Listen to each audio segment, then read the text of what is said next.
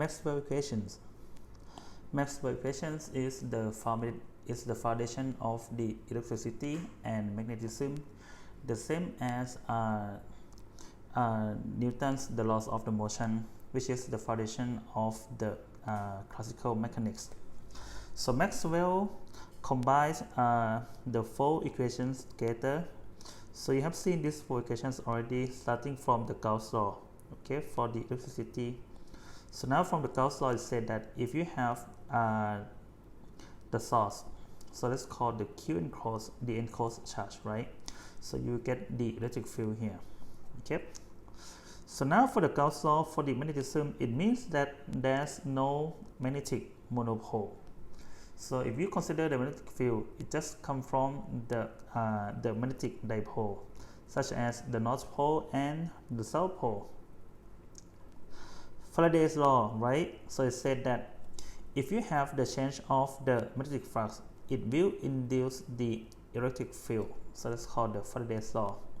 And then finally for the Ampere's law, so it said that if you have the current, it will just generate the magnetic field. So that's called the Maxwell equations, combining these four equations together. Okay, but then when Maxwell look at these two equations, so he can see the symmetry between these two equations, right? But now when he look at these two equations, so you can see that on the right hand side, this will be the change in the magnetic flux, right? We give the electric field in this electric field. So then he think that what happened if he has the change in the electric flux, then we should get the induced magnetic field as well. Okay, so then Maxwell, he just add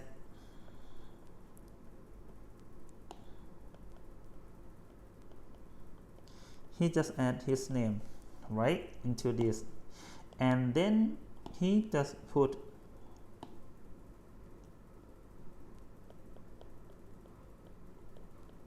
another term, is called the ID.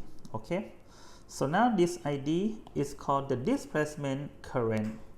So then he defined the ID just similar to this one, right, as the ID equal to the epsilon naught and then d flux E by dt. So it means that if you have the change in the electric flux, then you will get the induced magnetic field as well. Okay, one thing that you need to consider is this ID, the displacement current, is going to be the virtual current. It's not the real current, it's not the physical current, the same as the enclosed charge here. Okay, so let's consider this example. Find the magnetic field between the circular plates of the charging capacitor. So we have this capacitor, but now the plate is going to be the circle here. Okay, so we have the current just come from this direction and then go to this direction. So the charge on the left hand side plate equal to the positive Q, and on the right hand side plate equal to the negative Q. So okay, so this current, it just depends on the time, right? The current depends on the time. So it means that this charge is gonna depend on the time as well.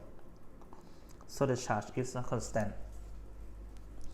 If the charge is not constant, it means that the electric field, which is created by these two parallel plates, right, is not going to be constant as well.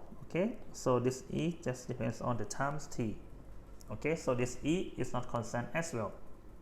Okay, so now you can see that if the electric field is not constant, it means that the electric flux is not constant as well. So it will create, or it will induce the magnetic field. Then what is direction of the magnetic field?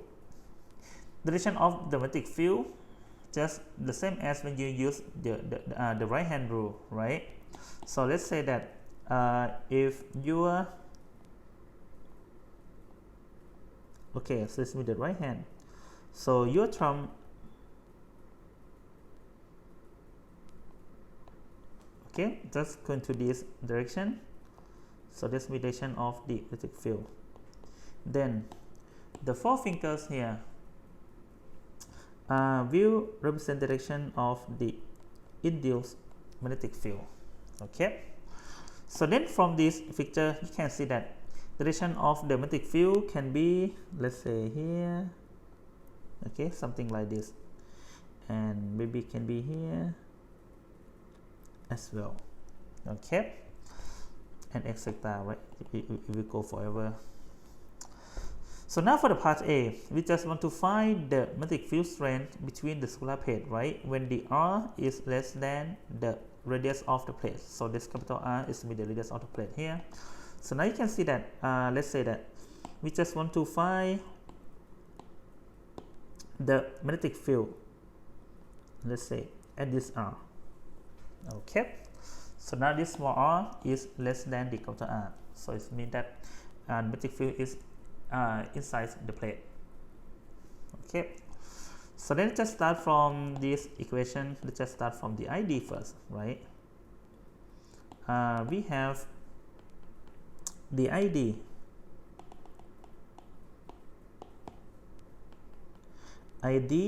equal to epsilon naught, and then the d flux E by dt, right?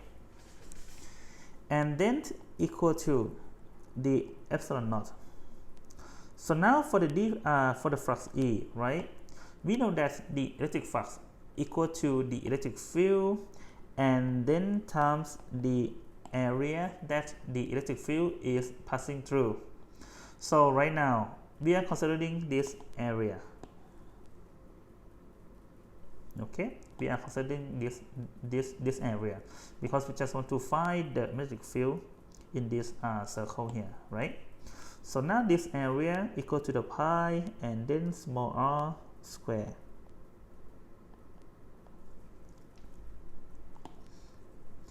Equal to, so now this pi r square is constant. Okay, it doesn't depend on the time. So then we can just bring the pi r square out of differentiation. Then we have that the epsilon naught and pi and the r square, and then the dE by dt. Okay, because the electric field, it just depends on the time.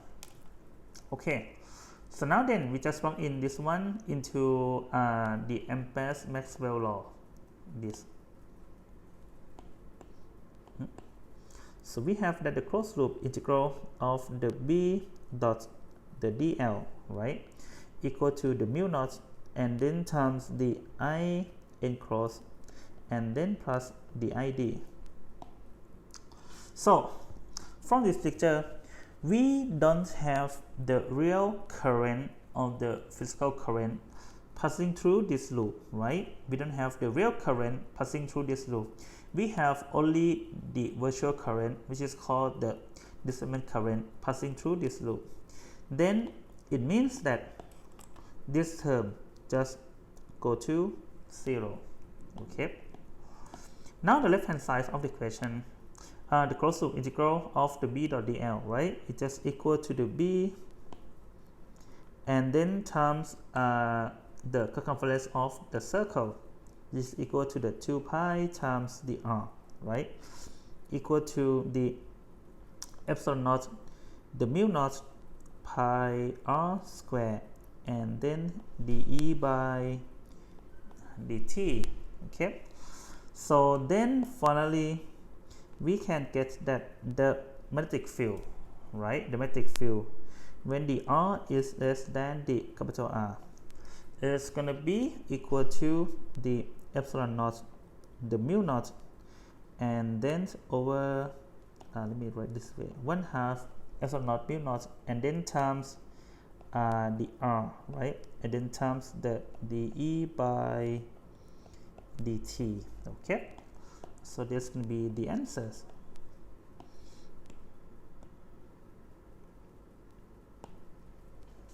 Okay, so now for the part B, we just want to find the magnetic field, okay, outside, this capacitor. So it means that right now this going to be the radius R. Okay, this will be the radius R here. Okay, so what's going to be changed with this? Definitely the ID, right? It's going to be changed. So the ID here equal to the epsilon naught pi, and then we need to change from the small r to be the capital R. So why? Because the electric field is only in this region here. Okay, the electric field is only in this region. So it will go to, only for the capital R, okay, not this small r here. So it means that in this equation, we need to change from the small r to be the capital R, and then square, and then the dE by dt.